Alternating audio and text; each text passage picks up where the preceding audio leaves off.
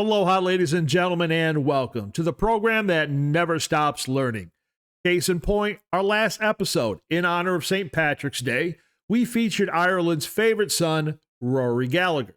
Now, thanks to the effort of the pain-in-the-arse Irish bloke, and well, sadly not to a lyrically toned Irish lass, I've learned that the actual correct pronunciation is, in fact, Gallagher. Been saying it wrong for all these years. So, G is silent, it's actually Rory Gallagher. There you go, folks. Another bit of St. Patrick's Day history I've recently learned is that St. Patrick may have been Italian? Probably not, but here's kind of the story.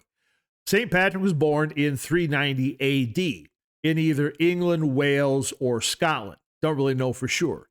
At the time, England was part of the Roman Empire. His parents, Claudia and Bertha Ferrari or something, they were members of the Roman government or something. I don't know.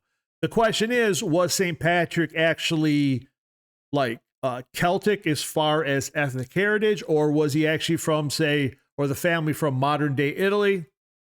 No one really knows. Both sides are kind of arguing about it. Either way, that's why every St. Patrick's Day, I prefer to celebrate with a nice cold bottle, there you go, of Lambrusco.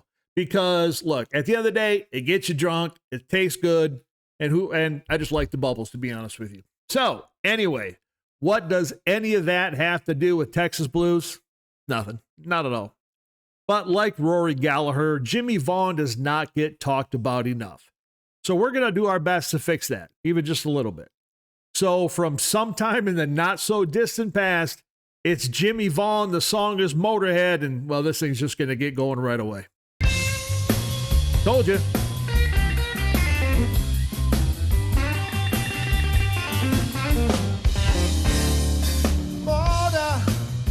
Motorhead, baby, she wanna ride all night long.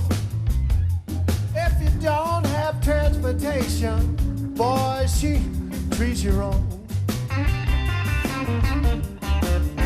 She wanna ride in a Cadillac, in a Buick with a smile.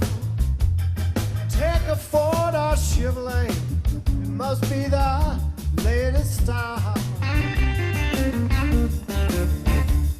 Now if you drive baby slow.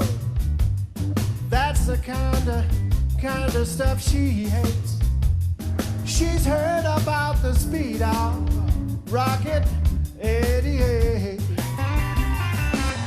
Come on, baby. Let's ride.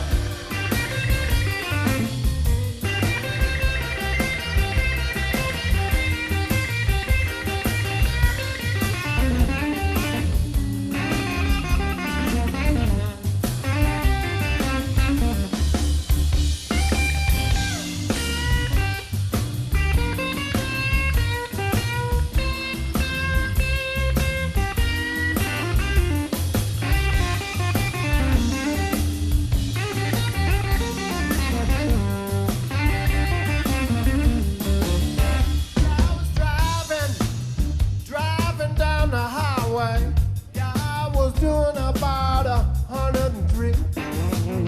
She said, now step on the gas, Jimmie, darling. Stop all that teasing me.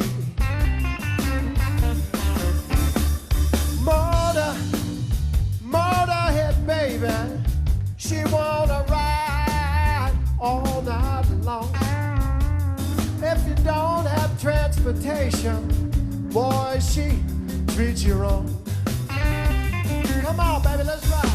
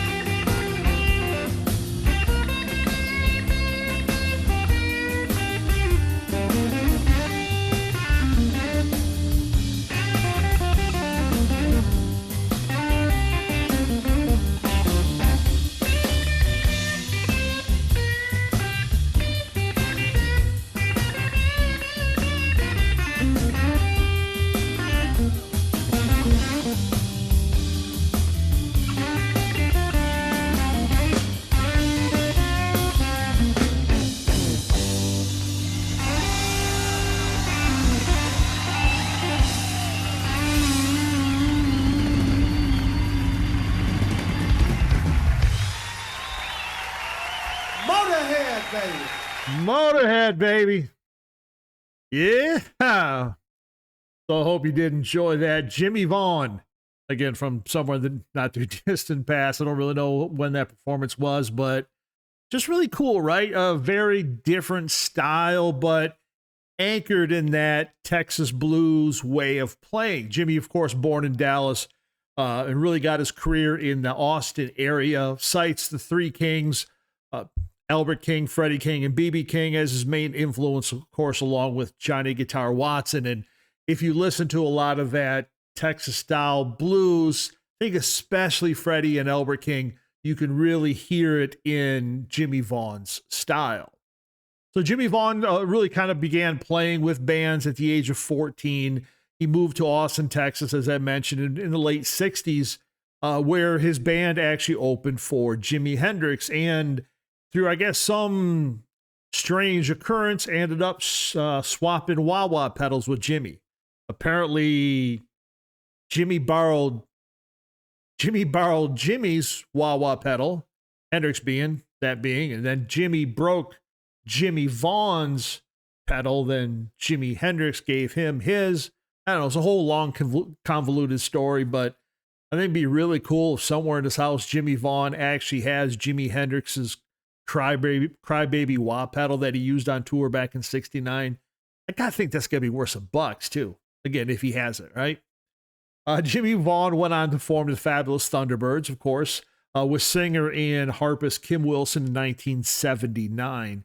They released 4 albums for Chrysalis Records through 1983 that didn't really sell well at all, even though the albums were very well received critically and in the blues circles. They ended up losing that recording contract, but then were signed by Epic Records in 85. That next year in 86, they released their hit LP, Tough Enough, which I'm sure you're very well familiar with. They continued to play and tour until 1990 when Jimmie left to record the Vaughan Brothers album with his younger brother, Stevie Ray Vaughan. Unfortunately, as you know, Stevie Ray was killed in a helicopter crash on August 27th of 1990. Jimmie went on to continue his solo career, recording his first solo LP 4 years later in 1994. That album contained a song called Six Strings Down, which is actually written by the Neville Brothers and was dedicated to Stevie Ray. I'm probably going to play that song a little bit down the road. I think it's just a really cool thing. He's got a couple electric versions of it, a couple acoustic versions of it, one where he kind of tells a story. And I think it's just a really interesting track. So yeah, we'll definitely put that on the list to play a little bit. But after that, Jimmie Vaughan just kept touring, recording, and just really kind of jamming and hanging out with friends. Guys like, Clapton and Robert Cray, B.B. King, Bob Dylan, Gary Clark Jr., Tedeschi Trucks, the usual cast of characters that I guess we all just kind of hang out with. Sadly, in recent years, Jimmie Vaughan has experienced a lot of health issues. He currently suffers from stenosis, if I'm saying that correctly, which is abnormal narrowing of the blood vessels. Apparently, that's resulted in 3 different heart attacks. In May of last year, he also had to postpone tour dates, what was called a curable form of cancer. So, hope that he's doing okay. Because the man can flat out play. And I think that's one of the sad things is, look, when your brother is Stevie Ray Vaughan, you're never going to get the credit that you deserve as a player. And, to his credit, Stevie Ray Vaughan had always named his brother as an influence and always went out of his way to let people know, like, hey, no, my brother can play. My big brother can play. And honestly, most of us probably just didn't listen. And that's a shame because, as you just saw, Jimmie Vaughan can flat out play the guitar. Good singer as well, good songwriter. And I just hope that you enjoyed it. And if you did, of course, like, subscribe, post a comment. And of course, to my favorite pain in the arse Irish bloke, my friend, Appreciate you setting me straight. If you got any more Irish history you want to pass along or correct or incorrect pronunciations, let me know. Cool thing was he actually sent me a little note in Gaelic, which I was not going to try to pronounce at all. But thanks again, my friends. We'll see you real soon. All right. You take care.